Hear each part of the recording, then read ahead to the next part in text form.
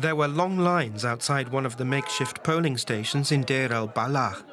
People were keen to cast their ballots before voting closed in the central Gaza town. It was forced to shut at 6 p.m. A lack of electricity in the war-ravaged area meant no voting after dark. Officials have had to improvise amid widespread destruction.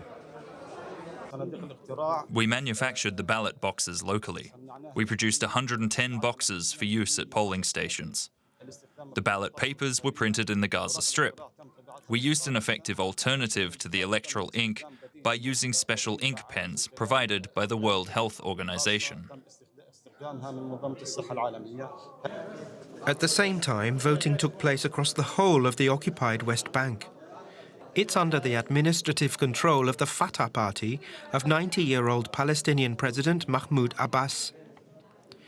Independent polling says Hamas, the group that carried out the October the 7th, 2023 terror attacks against Israel, is still the most popular political faction in both Gaza and the West Bank.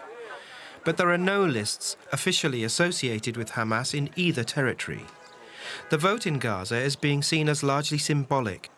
It's being held only in Deir al-Balah, one of the few areas in the enclave not to have experienced an Israeli ground invasion. Hopefully the rest of the governorates and the entire Gaza Strip will have elections and be distinguished after the fierce war. These 2.5 years of war, destruction, homes and broken streets. And we will see, God willing, our cities improve.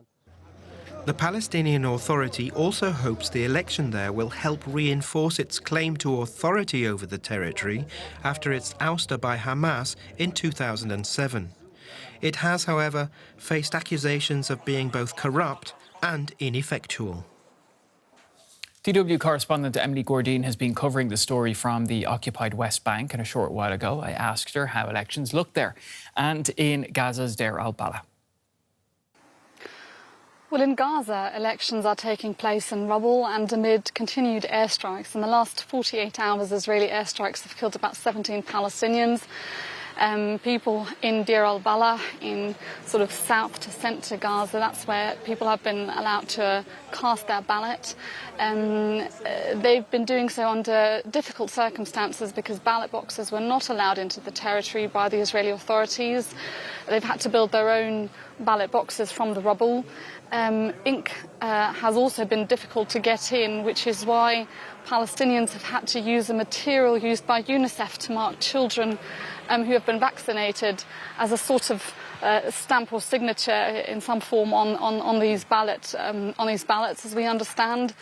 Now, in the West Bank, the situation is obviously very different. It's not done in rubble, but it is done.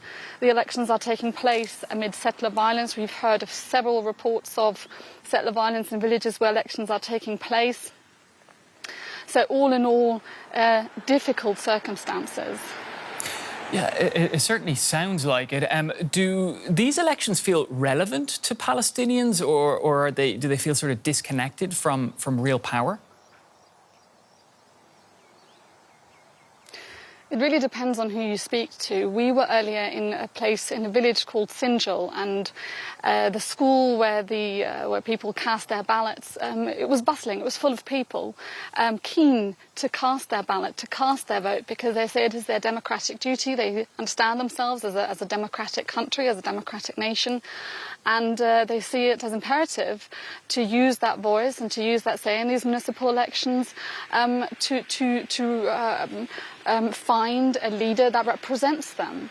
But we've also seen villages in which people, not a single person went out and voted. And so it really depends on who you speak to. Some see these elections as a form of democratic participation, and then others see it as delegitimate and not really free elections. Emily, how is Israel viewing these elections? Well, the average Israeli will not know that Palestinians are holding municipal elections. But the security apparatus in Israel has undoubtedly been watching the developments in the occupied West Bank and Gaza very carefully. We've been able to speak to certain people on the ground in the occupied West Bank telling us that certain candidates who previously had wanted to run had been receiving calls by Israeli military officials urging them not to put themselves forward, not to be a candidate. And so they actually withdrew their candidacy because of their political background. You have to understand Hamas and also the Popular Front for the Liberation of Palestine. These are two parties that are seen as terrorist organizations by Israel, and not just by Israel, also many European countries and the US see Hamas, for example, as a terrorist organization, and therefore they are seen as completely illegitimate. And so candidates who might have run as independents, who had wanted to run as independents, who might have had some certain affiliations with these groups, have then been urged not to run in these elections. The election officials say the goal is to link the West Bank and Gaza politically as one system. So does this vote bring the territories closer together or highlight how divided they are? It was very difficult to tell from on the ground. The realities in Gaza and the West Bank are vastly different. But the signal that the election committee wanted to send here is that it is one nation, it is one people, and they should be treated as such. There shouldn't be a separate Gaza and a separate occupied West Bank. There should be one entity, it should be seen as one entity, and that is the political signal that this sends. But of course, the reality and oftentimes also the political opinions on the ground will vary vastly, also depending on the realities that people live through day in and day out. Right, Emily, we'll leave it there, but really great to get that update from you. Emily Gordine, DW correspondent, joining us today from the occupied West Bank. Thanks so much. Well, Emily Gordine has been talking to Palestinian voters in the West Bank today, asking what these elections meant to them. This is a democratic celebration for us. It's important to vote for someone who serves you and represents you in your Palestinian society.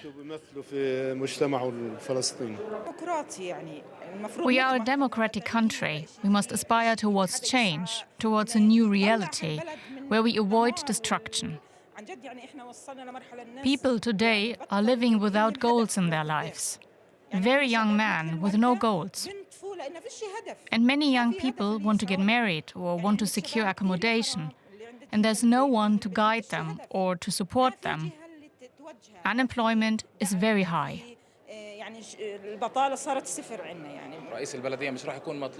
We're not expecting the mayor to remove a checkpoint or the fence around Sinjil. But he can contribute in developing the town, creating opportunities, and maintaining roads.